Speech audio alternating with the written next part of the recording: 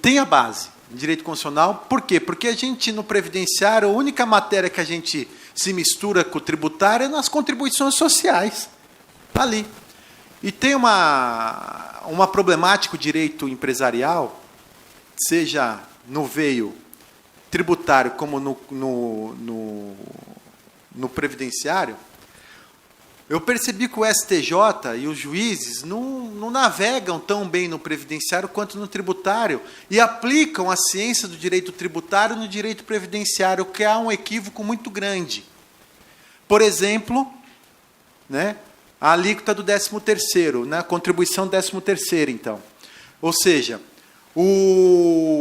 as verbas indenizatórias, o STJ entendeu que nas verbas indenizatórias, como são indenizatórias, por não existir o trabalho, não incide contribuição previdenciária. Então, se eu quiser advogar no custeio previdenciário, eu tenho que saber o seguinte: o que incide e que não incide contribuição social. E o que incide e não incide contribuição social? É o trabalho. Então, se não há trabalho, não há incidência de contribuição previdenciária. Se houver trabalho, tem incidência de contribuição previdenciária. Pronto! Vocês podem ir embora dizendo agora que militam no custeio. É isso que precisa saber, mais nada no custeio previdenciário. O que incide e que não incide contribuição previdenciária. Eu estou aqui com o doutor Décio do meu lado, que foi fiscal e hoje é aposentado. Ele vai lá na empresa e vai verificar o que incide e que não incide contribuição previdenciária em cima do trabalho, que está na folha lá de pagamento. Ponto. E o STJ entendeu que, por ser o 13º, uma verba indenizatória, ou seja, um ano tem 12 meses. O empregado, portanto, trabalha dentro de um ano por 12 meses, fora as férias, porque tem as férias, mas trabalha por 12 meses. Ou seja, se ele trabalha por 12 meses, nós temos que ter contribuição mensal por 12 meses. Por quê? Porque o 13º não existe dentro de um ano. Se não existe dentro de um ano, essa verba é indenizatória. Ou seja, não houve trabalho para ele receber o 13º. Tudo bem, gente? Tudo bem? Até aí? Ou seja, ele não trabalhou 13 meses. Portanto, o 13º mês é considerado verba indenizatória.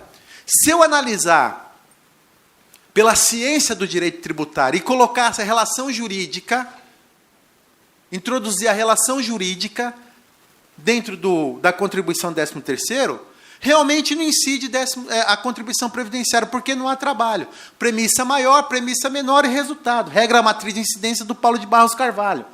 Né? Então, quem quiser conhecer um pouco mais sobre a regra matriz de incidência, critério temporal, critério material, você vai enquadrando a norma para sair o resultado dela. Estude Paulo de Barros Carvalho, a regra matriz de incidência, que é o livro de cabeceira de qualquer tributarista. Então, na regra matriz de incidência, não, se para existir contribuição previdenciária, primeira premissa, segunda premissa, tem que ter trabalho. Se não houve trabalho, não incide contribuição do 13º.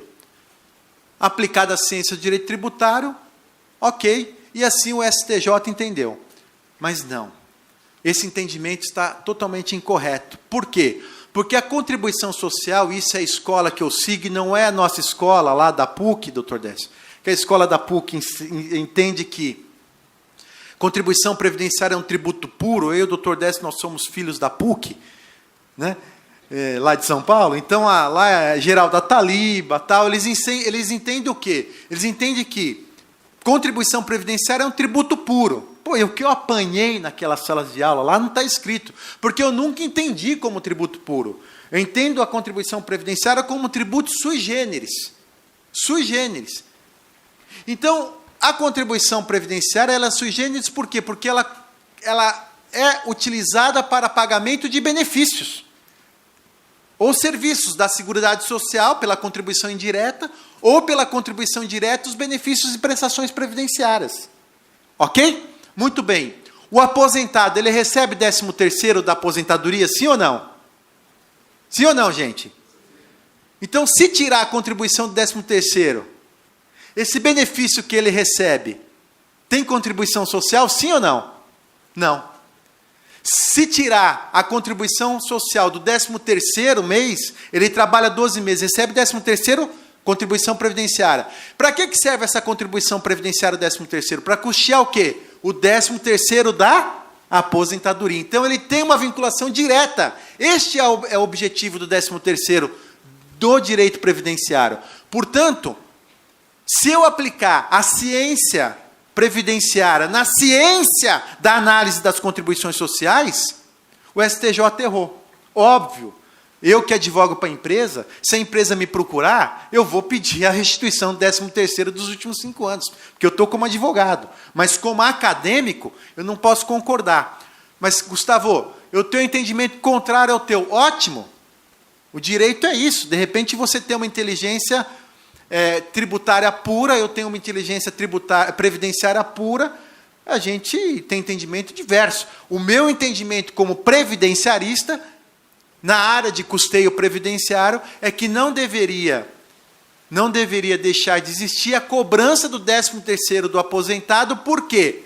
Em que pese ser uma verba indenizatória, pelo artigo 95 da Constituição Federal, parágrafo 5º, ele serve para custear o 13º do aposentado. Portanto, se eu tirar a contribuição do trabalhador do 13º, eu estou ferindo o artigo 95º da Constituição Federal, que diz o seguinte: nenhum benefício ou serviço da Previdência Social deve existir, majorar ou aumentar sem fonte de custeio. Ora, se para ter benefício precisa ter fonte de custeio, para ter o 13º do aposentado precisa existir a fonte de custeio. Ponto. Ponto. STJ errou? Errou. Vai ser discutida essa matéria? Vai. Como do salário maternidade também. Tem uma série de alíquotas que serão discutidas pelos meus colegas. Eu só fiz essa introdução para eu poder entrar no FAP. FAP, Fator Acidentário de Prevenção. Eu trouxe um material aqui para vocês, muito maior do que eu vou falar. Perfeito? Então o material vai estar disponível para todo mundo. Pode ser, doutor Everton? Pode ser? Aliás, hoje seria um segundo dia especial, porque eu e o doutor Everton lançamos um livro de direito previdenciário e o lançamento seria hoje, né, doutor Everton? Mas, para minha felicidade, não está sendo. Por quê? Porque eu não estaria aqui para autografar. Então, a gente faz um dia, né, por causa do meu filho. Então, a gente faz um outro dia, pode ser? Marcando. O vinho por tua conta. Gente, está todo mundo convidado a tomar um vinho com o doutor Everton. Né? Meu material é muito maior. Bom, a fonte de normas está aí, que eu utilizo para analisar o FAP. Eu entendo o FAP como inconstitucional, ponto. Por quê? Porque o tributo, até onde eu sei, e eu estou aqui com 2 tributaristas aqui, só pode ser criado por lei. Pô, se um tributo só pode ser criado por lei, se foi criado por decreto, ele é, no mínimo, inconstitucional. Mas eu não vou discutir a inconstitucionalidade e, como advogado previdenciário, não vou tratar desse tema nos tribunais. Por quê? Porque eu, advogado de chão de fábrica, de empresa, e que advogo para as empresas, eu percebi que o FAP fez com que houvesse a redução de doenças ocupacionais e acidentes de trabalho. Ele teve seu fim social. Ótimo! Porque eu advogo para a empresa e advogo para segurado. Então, eu advogo para a vida. Direito previdenciário é advogar para a vida. O direito tributário é lindo, mas a área mais bela ainda é o previdenciário. Eu não tenho dúvidas disso. Porque cuida de vida. O tributo é só uma questão fazendária. Então, não... brincadeira. Então, aqui está a fonte de norma, mas antes eu quero trazer aqui um ponto importante, que é a questão da reabilitação profissional. Eu vou ter que falar desse tema, por quê? Porque hoje, nas minhas defesas, eu estou conseguindo um grande êxito na redução do FAP com o Instituto da Reabilitação Profissional, que é um instituto, também, doutor Tiago e doutor Everton, que são os previdenciaristas da mesa, muito maltratado, o Instituto da Reabilitação Profissional. Aliás, tem advogado que nem conhece o tema, nem sabia que existia a reabilitação profissional.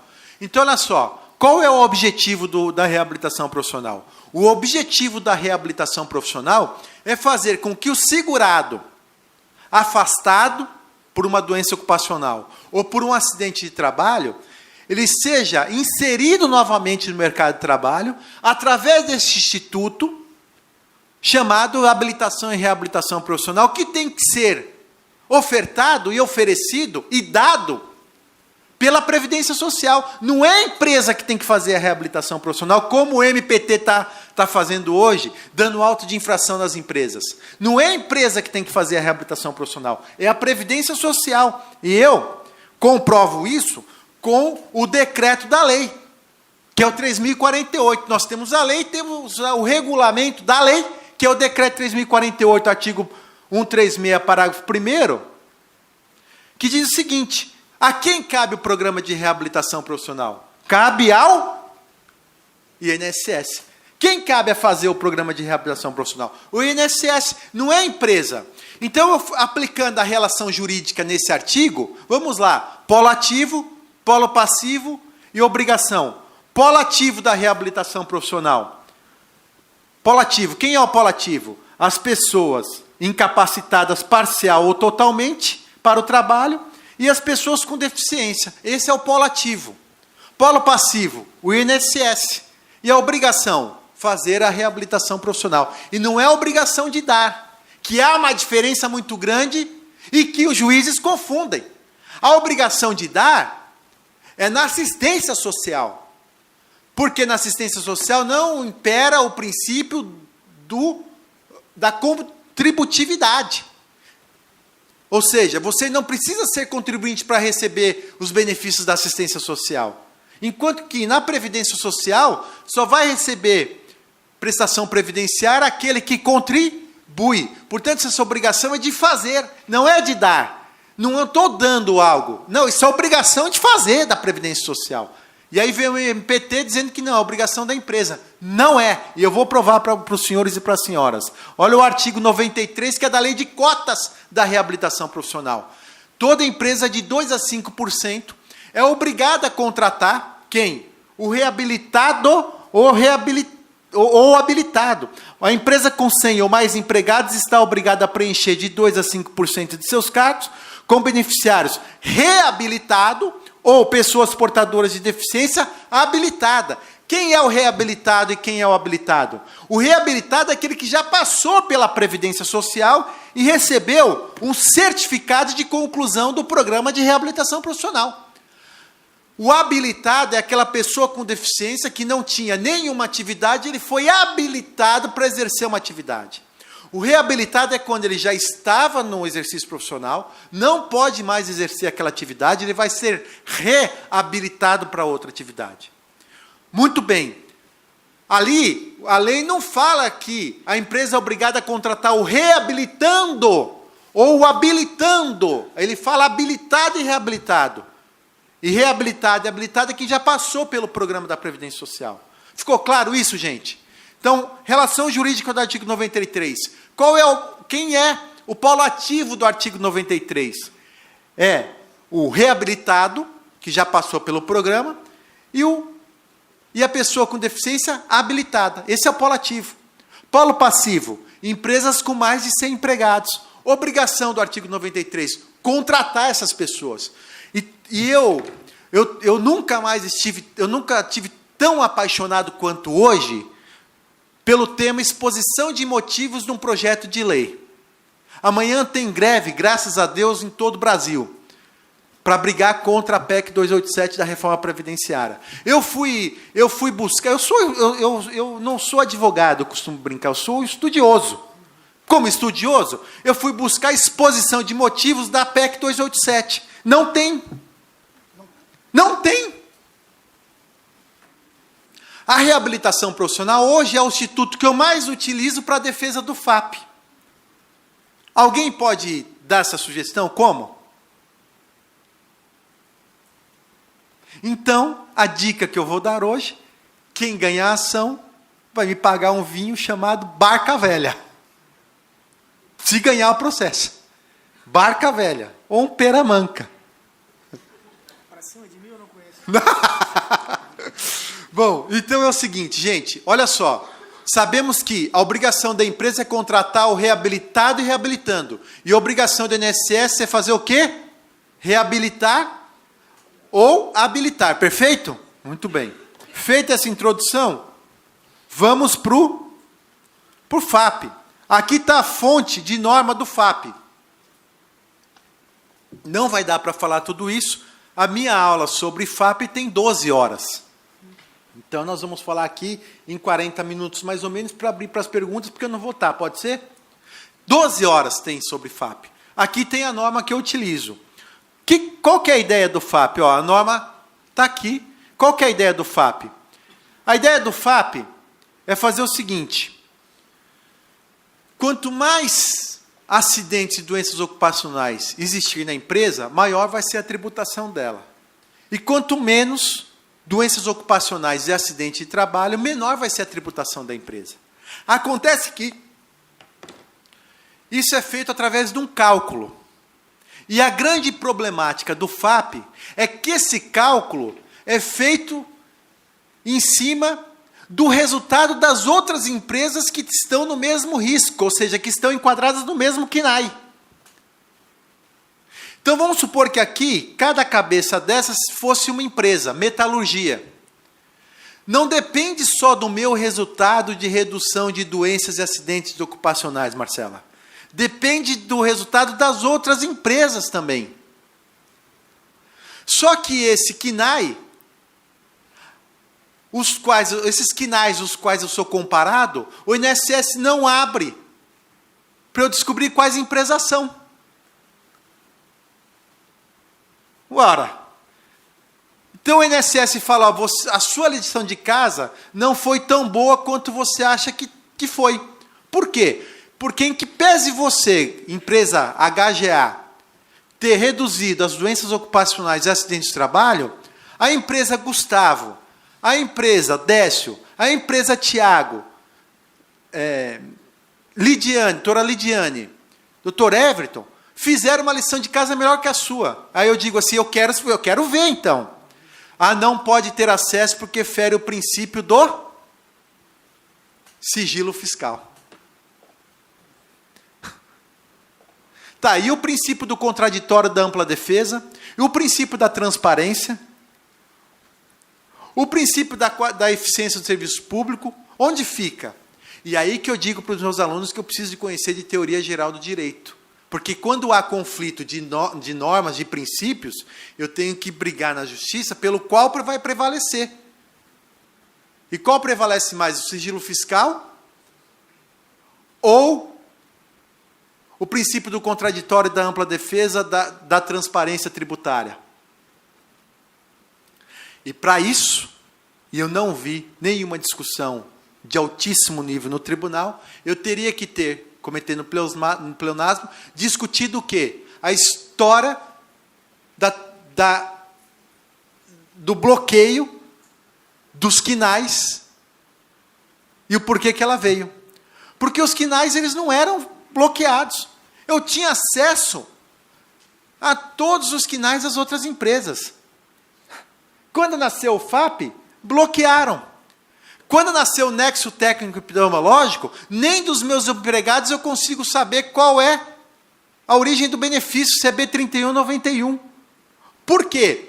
Porque o que aumenta hoje a alíquota do FAP é o B91. É a pensão por morte acidentária e a aposentadoria por invalidez. É isso que aumenta a alíquota do FAP. Que são esses 3 pontos aqui, ó.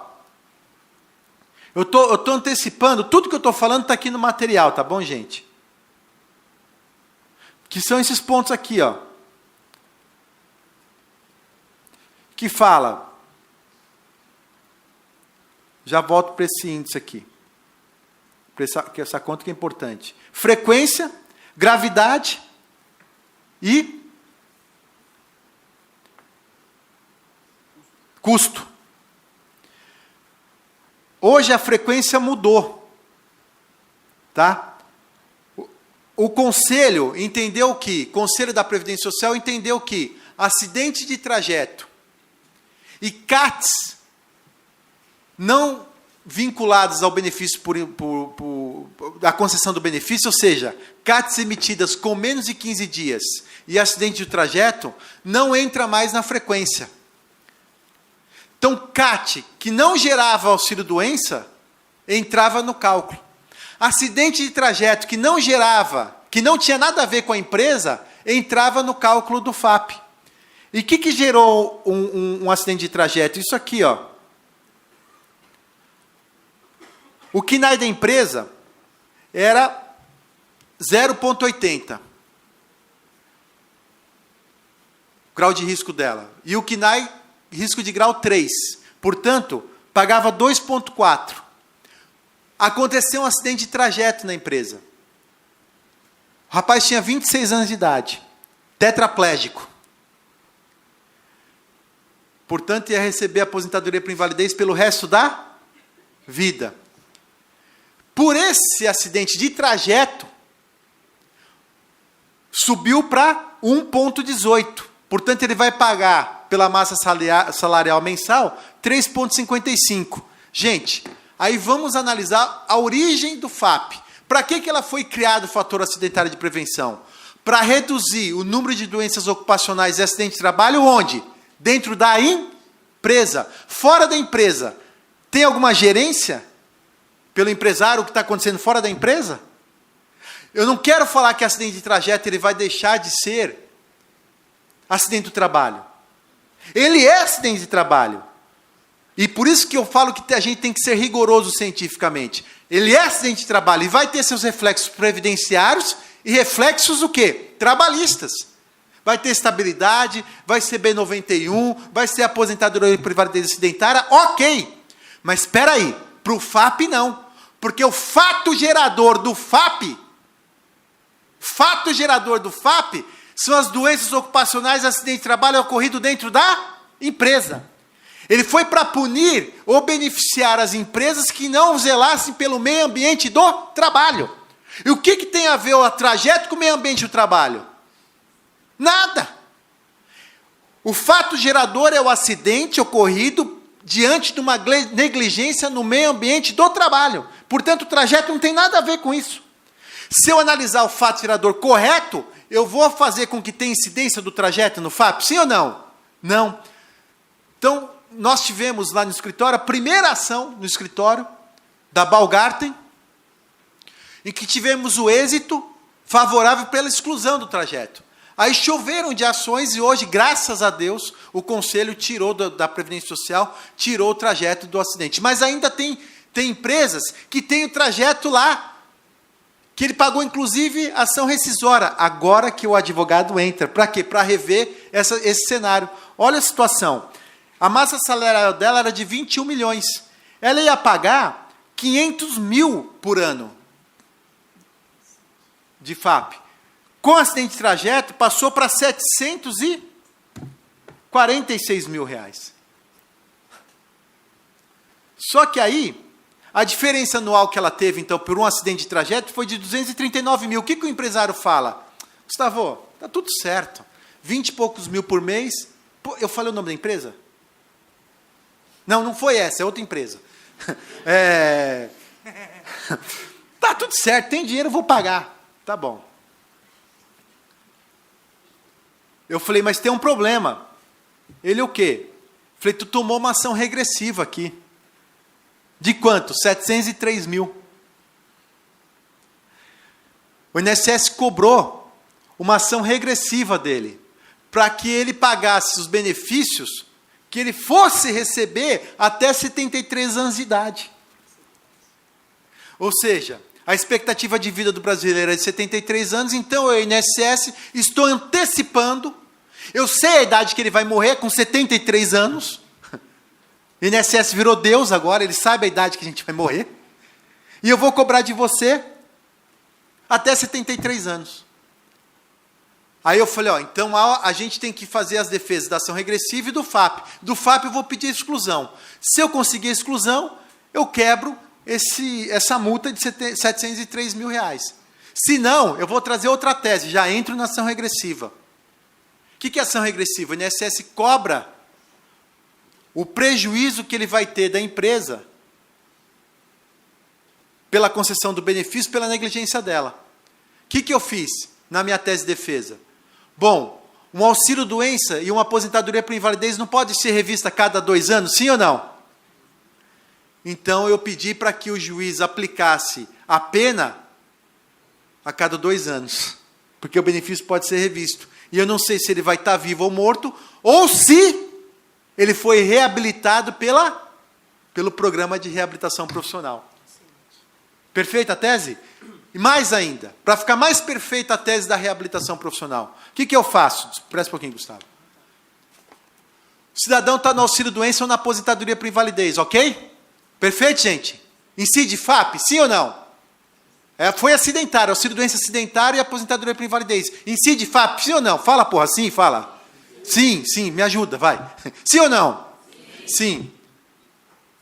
Só que, olha o cenário, eu vou na justiça estadual requerer o auxílio-doença. Porque onde se requer o auxílio-doença? Na justiça federal ou estadual, gente? Auxílio-doença acidentário. Não vou ficar falando acidentário, é acidentário, tudo bem? Auxílio-doença acidentário. É na estadual, sim ou não? Aí, há uma presunção que a doença seja ocupacional ou que o auxílio-doença foi acidentário. Há uma presunção. O juiz vai lá e dá uma tutela antecipada. No primeiro mês ali que ele requereu, ajuizou a ação, e essa perícia, para ver se foi doença ocupacional ou não, vai ser daqui 2 anos e meio. Quando o INSS recebe a tutela antecipada, ele recebe como se fosse auxílio-doença comum ou acidentário? O que acontece? Incide o FAP da empresa, neste ano. E a empresa tem que depositar o FGTS. A empresa já está tendo reflexos de um benefício que ele nem sabe se ainda vai ser julgado por doença ocupacional ou acidente de trabalho, sim ou não? O que eu faço? Eu junto o PPP,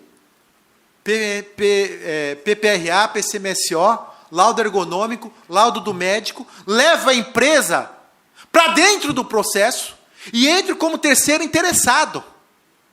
Nesse processo, porque eu não estou no processo do INSS com o segurado. O segurado entra com a ação contra quem para ter o benefício? Contra a empresa ou contra o INSS? Eu estou no processo enquanto empresa? Não, eu entro como terceiro e peço que ele reveja os efeitos da tutela, mantenha o benefício até que não seja feita a perícia, mas como B31.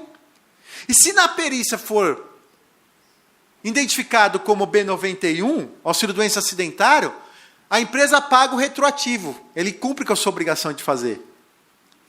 Do FAP.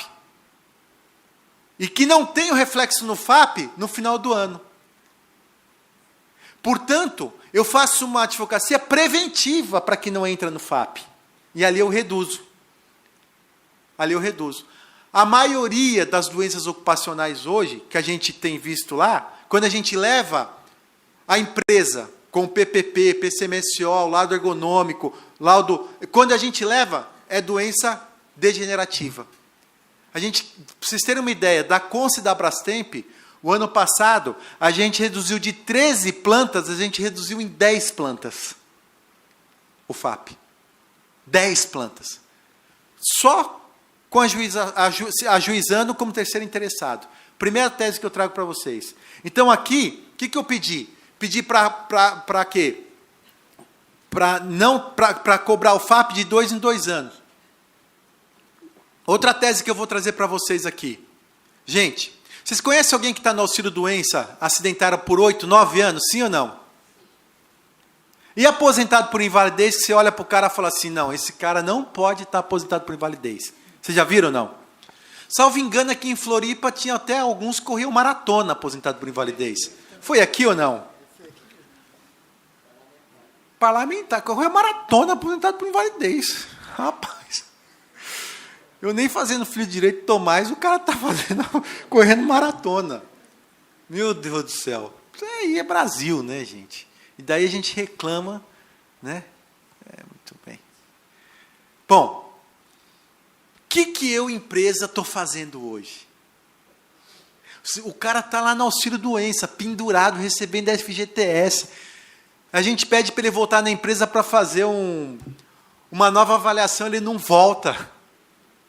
E o INSS, a gente denuncia que ele está trabalhando como informal em outro lugar, o INSS não olha. O que eu estou fazendo? Protocolando na agência do INSS o pedido de reabilitação profissional. Tanto do auxílio-doença e principalmente da aposentadoria por invalidez acidentária. Pô, mas por que você está pedindo o programa de reabilitação profissional? Vamos pelo pior. O cidadão está aposentado por invalidez com 50 anos de idade, 42 anos de idade, aposentado por invalidez. Eu requeiro no INSS o programa de reabilitação profissional. O INSS vai fornecer o programa de reabilitação para o segurado, sim ou não? Não. Só que o fato gerador da continuidade do benefício dele foi a doença ocupacional, o acidente de trabalho, ou a não vinda da reabilitação profissional? A não vinda da reabilitação profissional. Portanto, esse auxílio-doença acidentária ele passa a ser comum. E eu excluo do FAP e não tenho mais que pagar o FGTS. Ah, detalhe. Naquela ação judicial lá, eu peço, quando eu ganho, para que volte o FGTS para a empresa, que depositou pelo aquele período que ele recebeu tutela antecipada. Não posso esquecer disso. Se eu esquecer, meninas, vocês me lembrem. Não posso esquecer disso. Restitua o FGTS também, porque o auxílio-doença não era B91. Então, eu peço para que seja feita a reabilitação profissional do aposentado por invalidez. Gente, esse cara vai ficar pendurado na folha o resto da vida, porque eu não posso dar baixa na carteira dele.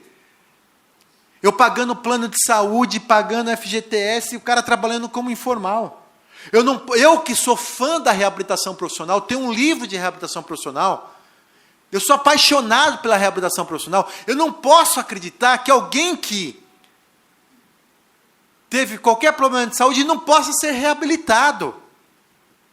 Nós conseguimos, quem quiser ver o vídeo, coloca lá no YouTube, Hélio Gustavo Alves, meu nome, para uma pessoa com deficiência no braço e nas pernas, um programa de reabilitação profissional, que não trabalhava. E arrumou o primeiro emprego, arrumou a faculdade de moda, e o primeiro emprego dela foi como modelista na Dudalina. Aí tu vai falar que, não, esse aí nunca mais pode trabalhar. Não, o cara, para não trabalhar, ele não pode fazer nada mesmo. O futuro do país é a reabilitação profissional. Como o INSS não faz a reabilitação profissional, o ônus do FAP está ficando para o empresário. Foi transferindo o ônus tributário do FAP para o empresário. Pior! Esse dinheiro, hoje, que vem para o Caixa da Previdência Social, é utilizado para quem? Para ninguém. Para ninguém. Não foi R$1 do FAP investido em treinamento nas empresas onde tivesse um alto índice de doenças ocupacionais e sem trabalho. Portanto, o FAP hoje virou meramente arrecadatório. Não tem fim social. Não tem fim social. Outra tese que eu quero trazer do FAP para vocês, trazer do FAP para vocês, é a seguinte. Gente, eu tenho aqui, eu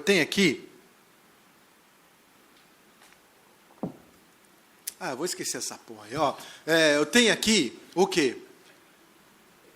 A apresentação do nexo técnico epidemiológico.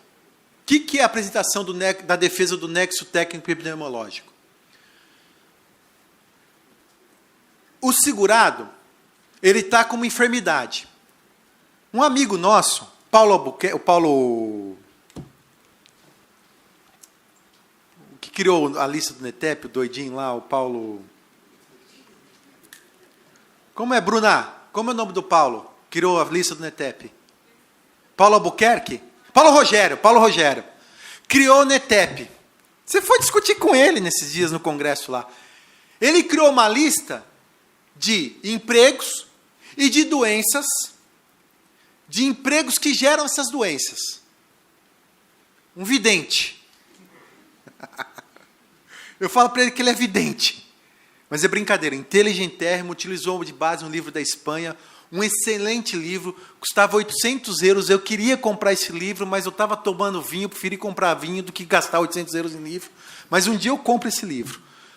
De doenças ocupacionais, a trabalhos que geram doenças ocupacionais. Ele criou a lista NETEP. Só que genérica, diferente da Espanha. Eu tive lá na Espanha e fiz estudo de direito comparado. Além da atividade com a doença que eles utilizam lá na Espanha? A ordem de serviço, que é o que delimita o que o empregado tem ou não que fazer. Aqui o Paulo excluiu isso. Malandramente. Excluiu esse ponto. Então hoje, se eu pegar uma doença e de forma genérica, o médico do INSS vai entender como doença ocupacional. Eu não estou aqui com o índice.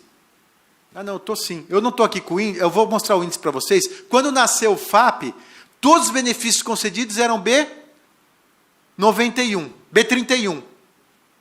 Quando nasceu o FAP, o B31 começou a cair. E o B91, olha o que aconteceu.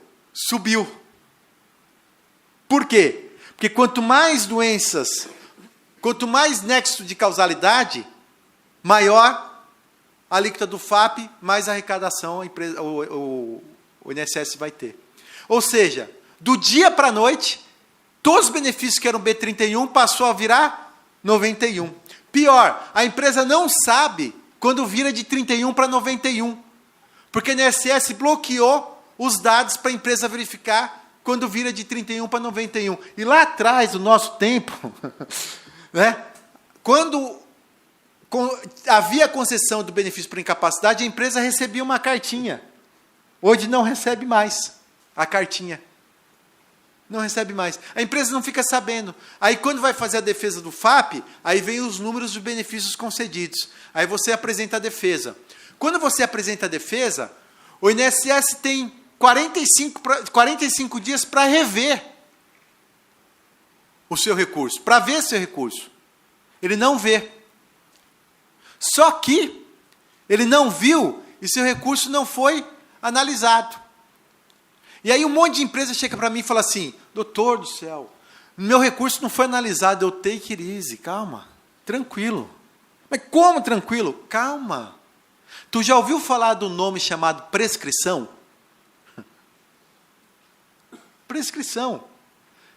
Eu entrei com recurso administrativo. Eu deixo passar o período de prescrição e entro com mandado de segurança.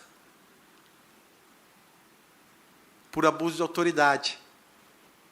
Só que quando o INSS vai cobrar aquilo, já passou do prazo. Aí já está prescrito. Essa é outra tese que a gente traz para vocês. E a última tese que eu trago para vocês, pelo tempo que me resta, é o seguinte. Quando o segurado, ele tem o B91 concedido, e ele vai na empresa, e a empresa entende que ele não possa voltar para o meio ambiente de trabalho, não possa voltar porque a doença dele vai se agravar, ou a doença dele pode gerar o óbito desse empregado, o que ele faz? Você, empresa, alguém já deve ter enfrentado essa situação. Você, empresa, fala assim, ó, não, tu não pode voltar. Entra com recurso. O que o INSS faz? Ele vai lá e faz o que no INSS? Recurso. O INSS nega. O que o empregado está fazendo? Entrando com ação trabalhista. E quem está tendo que pagar esse período que ele ficou sem trabalhar? A empresa. Já passaram por isso ou não? Já tiveram essa consulta? É o limbo. O que eu tenho feito para solucionar esse limbo, doutor? Ele vai lá na empresa, e diz o seguinte, ó, o INSS falou que eu posso voltar a trabalhar. Aí o médico fala assim, Gustavo, não dá.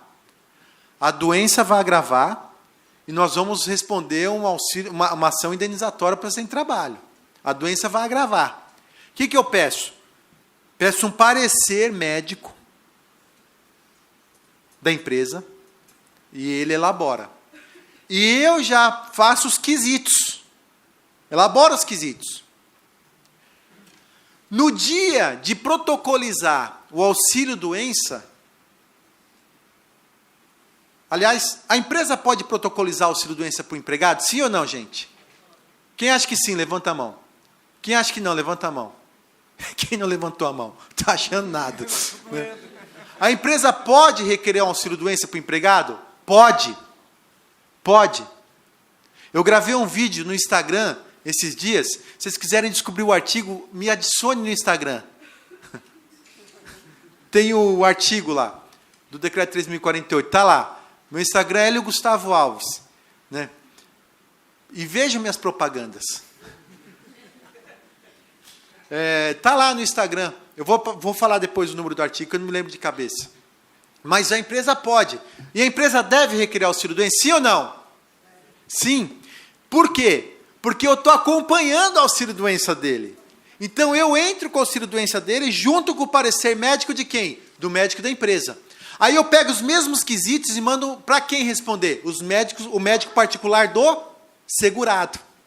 Quantos laudos eu estou juntando no dia da perícia? O do médico da empresa e do médico do segurado. E junto na petição, os crimes periciais. Que uma vez, lembrando o que é negligência, imprudência e imperícia, uma vez, o médico do INSS, entendendo,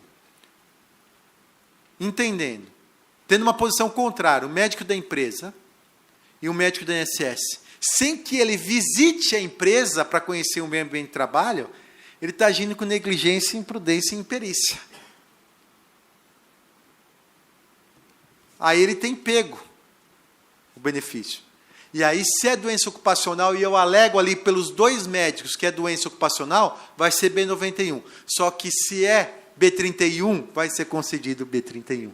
Porque ele vai falar, não, esse médico, somado com esse advogado, são os capetas. Quer saber? Vou conceder o que ele está pedindo. Por quê? Porque você fundamentou bem, você instruiu o processo. Esses dias, a doutora Bruna fez uma petição no processo administrativo, explicando o que a gente queria, que os advogados não fazem. Uma petição inicial no processo administrativo. Explica para que você tenha um alto índice de B31 para B91. E mais ainda, o que eu junto para descaracterizar o B91 para 31? O exame admissional dele. O exame admissional no Brasil é sério, gente? Eu faço uma análise profunda do exame admissional. Todos os empregados, quando vão arrumar emprego, o homem é o super-homem. E a Mulher Maravilha. Ele não tem doença nenhuma. Não fuma, não bebe, não nada. É um santo. Aí, deu 3 meses, doenças ocupacionais. Por quê? Porque o grupo muscular, o superior, está afetado. Fim. Está afetado. Já vi. Ela ficou meio tímida. Fim. Não, tudo bem, já vi. Não precisa nem levantar tudo. Está afetado. O que eu faço? Culpa exclusiva do agente. É outra defesa para reduzir o FAP. Olha, quando ela foi... e no exame admissional eu pergunto assim. Porque quando eu entro para advogar para uma empresa, eu faço uma consultoria. Então, desde o exame admissional, eu trabalho antes. E eu pergunto lá, já recebeu auxílio doença por doença ocupacional? Ela escreve, não. Aí, o que eu faço? Exame admissional, ela falou que nunca esteve doente. Aí, vou no INSS e peço o CNIS dele. Vários auxílios doenças com a doença. Ela omitiu isso e mentiu, sim ou não? Aí, a doença agravou. É culpa da empresa ou do agente? Descaracterizo a culpa da empresa e tiro do FAP. Gente, eu poderia ficar aqui por mais 11 horas falando sobre FAP. Infelizmente, eu não posso. Quem sabe a gente monte um curso, Tiagão, ou doutora Lidiane. Se ele não quiser, tu monta. Se ela não quiser, tu monta. Porque estou com 2 presidentes aqui, né, de comissões. Então, monte um curso sobre FAP, né, para discutir esse tema. Porque as empresas precisam de advogados especialistas. Enfim... eu vou ficando por aqui, espero ter contribuído com vocês para a advocacia previdenciária. O meu material está aqui, né, com vocês, vai estar à disposição aí para vocês. Se alguém tiver alguma dúvida, Instagram, Hélio Gustavo Alves, acho que não vai dar tempo de eu responder perguntas, mas quem tiver alguma dúvida pode falar comigo que eu vou estar a postos e vou deixar esse livro aqui para sortear, e vou deixar claro, gente, é um livro de poesia. Por quê? Porque tem eles fazem pós aqui no Damásio, na brincadeira, não é no Damásio, né? No Sesusc, Damásio, né? Faz lá no Sesusc, e aí uma aluna falou que viu minha palestra, adorou, e eu falei de direito previdenciário, eu falei, vou estar vendendo o livro ali fora, não sei o quê. Ela pegou a fila para comprar meu livro, quando ela chegou para comprar, não era o de direito, era de poesia. Ela falou que ficou sem graça e comprou o livro. Então, porque ficou sem graça que estava lá na minha frente. Então, assim, gente, é de poesia, não é de direito. E o de direito, quem quiser comprar, meus livros são editados pela editora LTR. Valeu? Obrigado, gente. Fica aqui à disposição.